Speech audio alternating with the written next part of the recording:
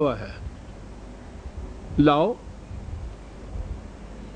عزیزان ایمان عجیب چیز ہے کہ قرآن میں اتنے مقامات پر یہ ان کو چیلنج دیا ہے، اور یہ ایک بہرحال ایک عربی زبان میں لکھی ہوئی ایک چیز یا کہی ہوئی ایک چیز تھی نا. عربی زبان تو ان کی تھی، اور پھر ان کے ہاں کے وہ شاعر، ان کے قصیدے تو کعبے پہ لٹکائے جاتے تھے.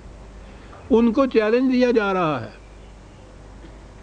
کہ لاؤ اس کی مثل، تم آ جاؤ، تمہارے ساتھی آ جائیں، جن کو اور بلانا چاہتے ہو ساتھ بلا کے لے آؤ، 10 آیتیں اس جیسی لے آؤ تم بنا کے. یعنی وہ 82 لڑائیاں تو لڑ سکتے تھے ان کے ساتھ، 10 آیتیں لانے کا چیلنج قبول نہیں کرتے تھے. اور 1400 سال سے یہ چیلنج ساری دنیا کے سامنے ہے. یہ 300 سال تک صلیبی جنگیں تو لڑ سکتے ہیں. ان کے ہاں بڑے بڑے اسکالر ہیں عربی زبان کے، آج بھی بڑے بڑے اسکالر موجود ہیں. یہ چیلنج آج بھی موجود ہے. اسلام کو یا مسلمانوں کو معاذ اللہ شکست دینے کے لیے اس سے اور موضوع میدان کون سا ہو سکتا ہے کہ چیلنج ہے قرآن کا یہ، کہ اس کے من جانب اللہ ہونے کی دلیل یہ ہے کہ کوئی انسانوں کا گروہ بھی مل کے اس کی 10 آیتوں جیسی آیتیں نہیں بنا سکتا. یہاں ایک آیت بھی کہتا ہے. تو کچھ ایسی ہی بات ہے نا. میں نے عرض کیا ہے کہ پہلے دور کے اور خود ان کے ہاں کے جو عربوں کے ہاں کے علماء یا سکالر تھے، ان کو تو چھوڑیے، اس دور میں ہمارے ہاں مستشرقین ان کے ہاں کے اتنے بڑے کا لینز لیکسیکون، یعنی عربی زبان کا لغت جو ہے. اور بہرحال میں نے بھی اپنا لغت لکھا تو جتنی لغات تھے ان کو دیکھنے کا موقع ملا. نہایت سائنٹیفک طریقے کے اوپر بہترین لغت ہے اس کا. اور پھر یہ گب جیسے، وان کریمر جیسے، یہ اتنے بڑے اسکالر ہیں عربی زبان کی ساتھ. یہ چیلنج کوئی قبول نہیں کر رہا، آج تک نہیں قبول کیا جا سکا. یہ تو اسکالر جو ہے وہ طے نہیں کر سکے کہ یہ لینگویج جو ہے یہ نثر ہے یا یہ شعر ہے. کہتے ہیں وہی کی زبان ہی کچھ مختلف ہوتی ہے.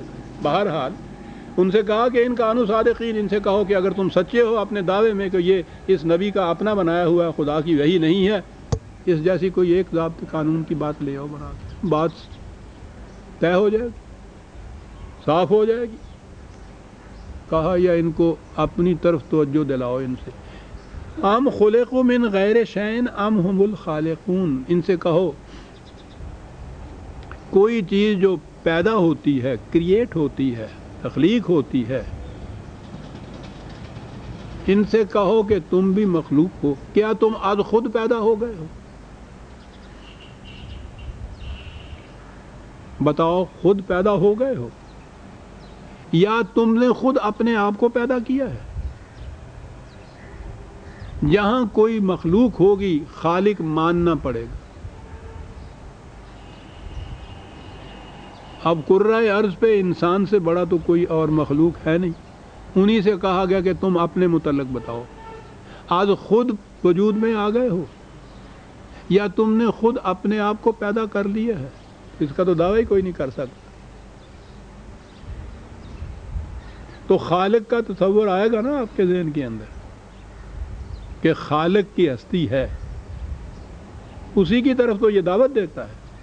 اس کو بھی چھوڑو. ام خلق السماوات والارض، یہ سلسلہ کائنات جو ہے ارض و سما کا، یہ تم نے پیدا کیا ہے. وہ قرآن کا انداز جو ہے وہ خارجی کائنات کی طرف آ جاتا ہے. بل لا یوقنون، بات ساری یہی ہے کہ یہ ماننا نہیں چاہتے، یقین نہیں کرنا چاہتے. اور یہ ساری چیزیں جو ہیں یہ حجتیں ہیں جو یہ پیدا کیے چلے جا رہے ہیں. ام عندہم خزائن ربک ام ہم المسیطرون، کیا یہ جتنے بھی سامان رزق کے خزانے ہیں دنیا میں خدا کے پیدا، یہ ان کی ملکیت ہیں؟ کیا یہ داروغہ مقرر کیے ہوئے ہیں ساری دنیا کے اوپر کہ انہی کی چلے، کسی اور کی چلے ہی نہ؟ ایک ایک چیز کا جواب دیے چلا جا رہا ہے قرآن.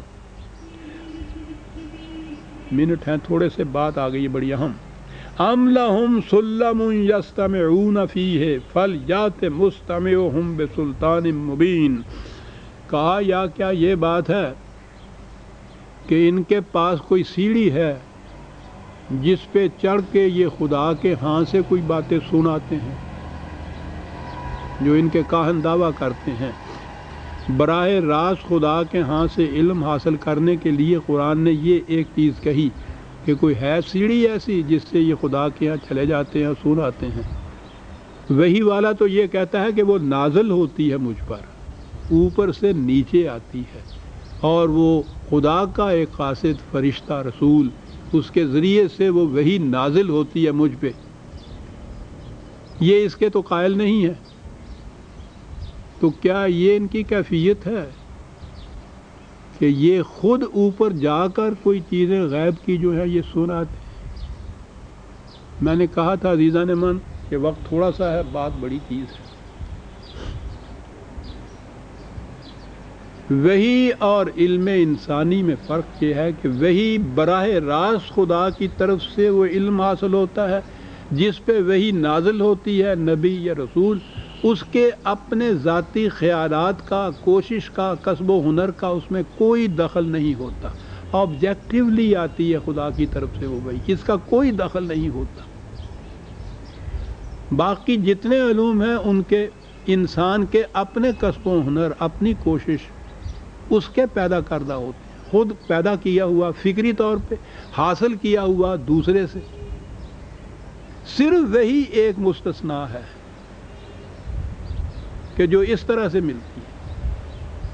کوئی جا کر خدا کے ہاں سے یہ علم نہیں لا سکتا، خود رسول بھی جا کے نہیں علم لاتے تھے، آتا تھا۔ یہ جا کے علم خدا کے ہاں سے براہ راست لینے والی بات قرآن نے یہاں کاٹ کے رکھ دی ان کے۔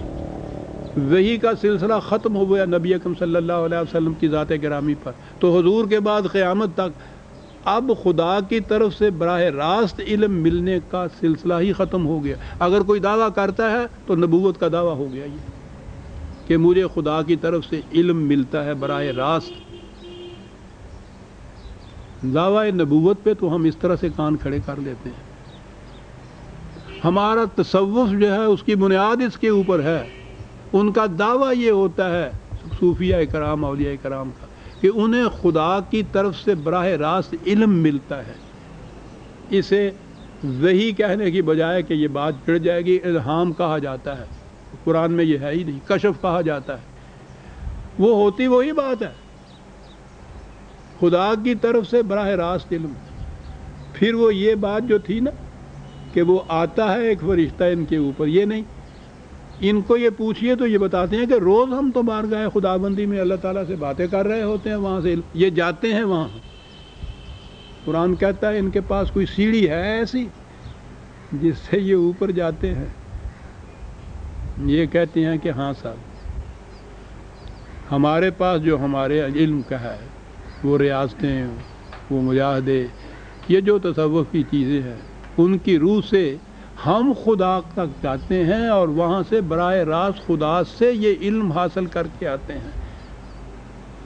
عزیزان من، بہرحال میں نے تو تصوف کی حقیقت پہ یہ بات لکھ دی، اور میری تو وہ شنیدہ نہیں دیدہ ہے، آدھی عمر گزری تھی اسی کے اندر۔ یہ دعویٰ وحی کا دعویٰ ہے عزیزان من، لفظ صرف بدلا ہوا ہے صاحب۔ اور اس بنا پہ میں نے یہ کہا ہے کہ ختم نبوت کے بعد یہ دعویٰ نہیں مانا جا سکتا۔ اور آگے ایک اور بات بھی ہے، وقت ختم ہو گیا ہے، اسے پھر میں آئندہ عرض کروں گا۔ اس کا باقی حصہ جو ہے وہ بھی میں پھر آگے عرض کروں گا، اور حصہ ہے اس کا۔ یہ سورہ طور کی آیت 38ویں ہے جو ہمارے زیر درس ہے، اسی سے ہم آئندہ درس میں بات چلائیں گے۔ ربنا تقبل منا انک انت السمیع العلیم۔ شکریہ۔